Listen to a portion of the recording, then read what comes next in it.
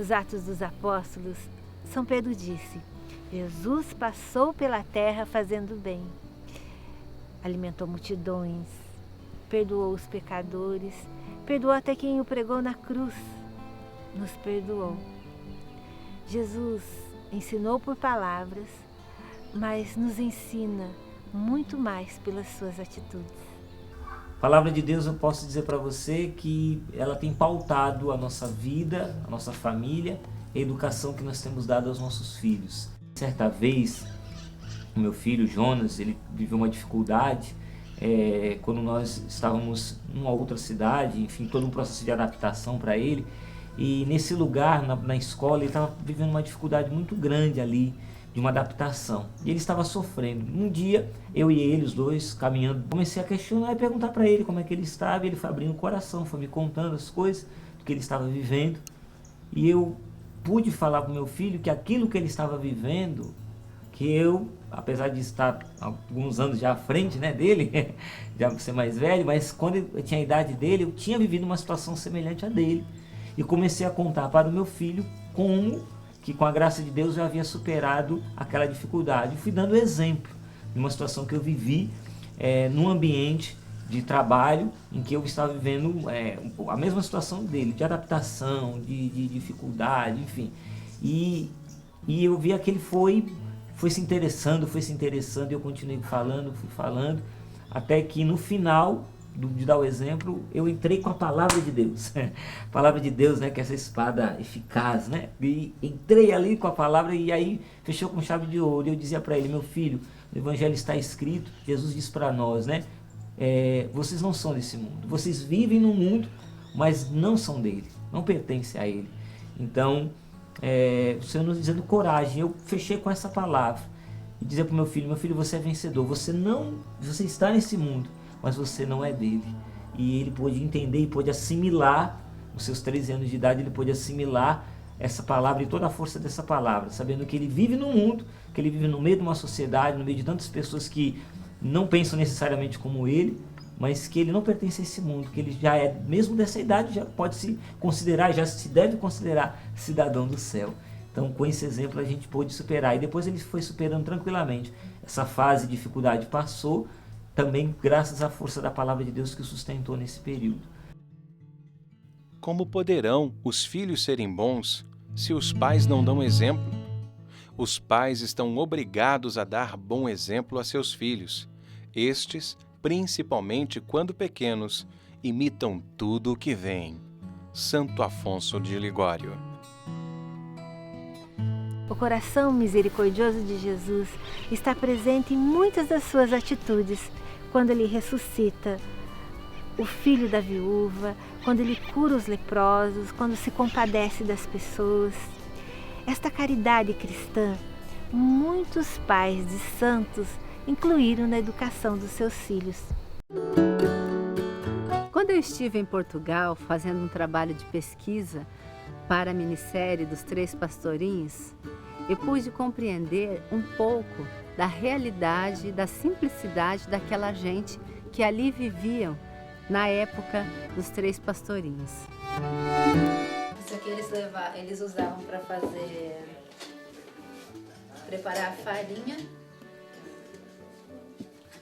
para fazer o pão. Em suas memórias, a irmã Lúcia escreveu que a mãe dizia: o que damos aos pobres não nos faz falta. Nós retratamos com os marionetes uma dessas ocasiões em que a mãe ensinava a caridade a seus filhos. A menina pode dar mais molinha a um pobre, pelo amor de Deus.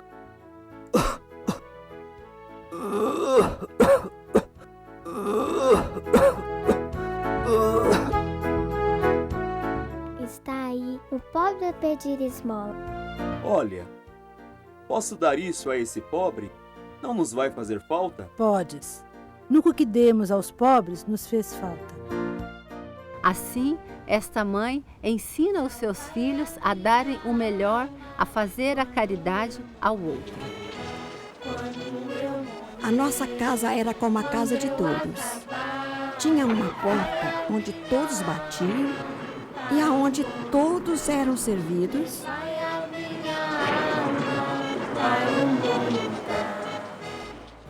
O melhor pão era para o pobre. Sua mãe fazia isso para que aprendessem que há mais realização em partilhar do que reter.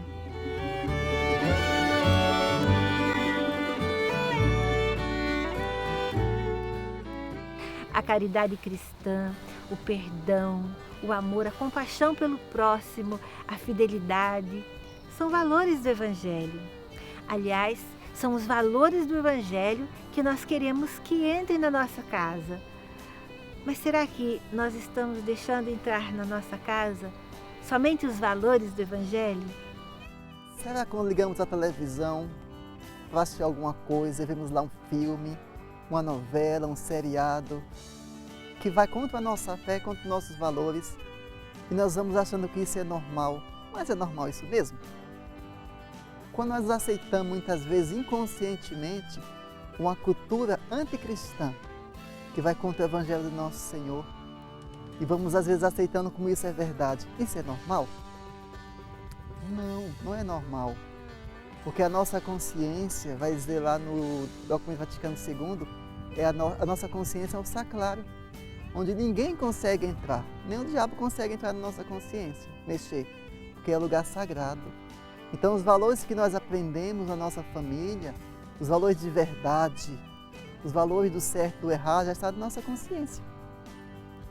Então o cristão, ele não pode ser a favor do aborto. O aborto é antivida, porque Deus nos criou com muito amor, né? Nós somos muito amados por Deus. Nós não somos um defeito. Então o cristão precisa escolher, saber as coisas, né? Qual é o certo e qual é o errado. Mas como é que vai me guiar? O que é que vai me guiar e me conduzir? É o Evangelho de Nosso Senhor. A nossa regra de vida é o Evangelho. Tudo que vai contra o Evangelho não é de Nosso Senhor.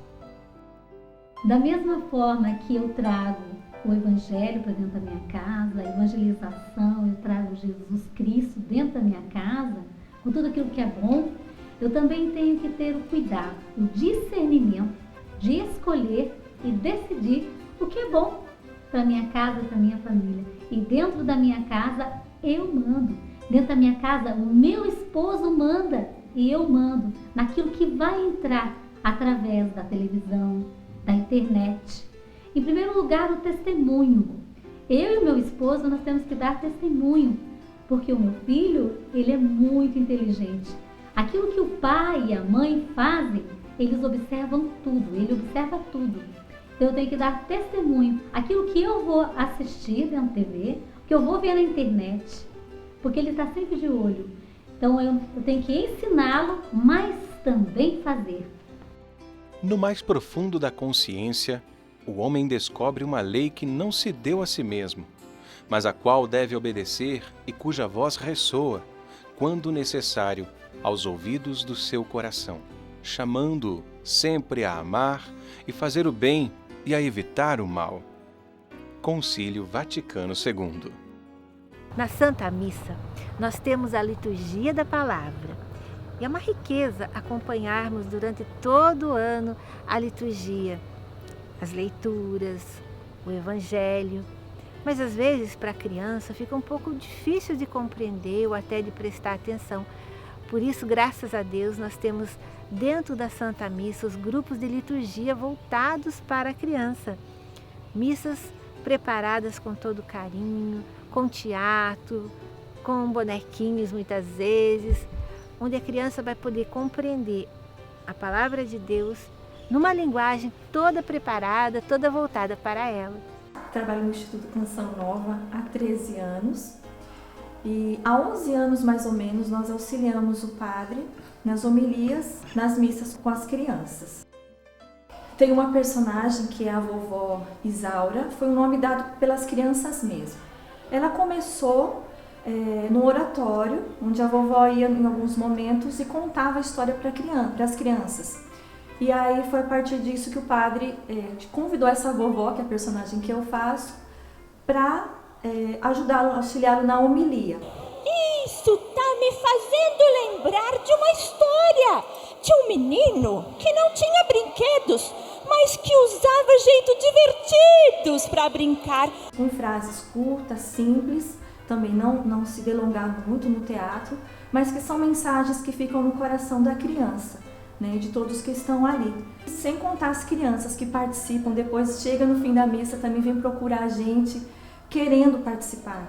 Quando é que vai ter o próximo teatro? A gente pode participar, a gente pode fazer parte desse teatro na missa. Então, assim, nós vemos que são os frutos daquilo que o próprio Jesus nos pede. Essa parte lúdica, o visual da criança é bem trabalhado, a fantasia dela, e isso ajuda a criança a assimilar a mensagem do Evangelho. Quando eu era menina, eu gostava de soltar pipa! Nossa, como vai alto! Ela vai muito alto! Soltem a lenha, meninas! Este é o meu mandamento. Amai-vos uns aos outros, assim como eu vos amei. Ninguém tem maior amor do que aquele que dá a vida pelos seus amigos. A chave de uma educação forjada à luz da palavra de Deus, à luz dos evangelhos de Jesus, é o amor. Senhor Jesus, o amor cresce com o poder do Teu Espírito Santo. É este amor que nos move a deixar nossa zona de conforto para servir a Jesus nessas criaturinhas barulhentas em nossas classes de catequese, nossos grupinhos de oração. Amor que nos dispõe a sacrificarmos nosso sono, todo o nosso tempo, nossas vidas, pelo bem-estar dos nossos filhos. Amor que não cansa de amar.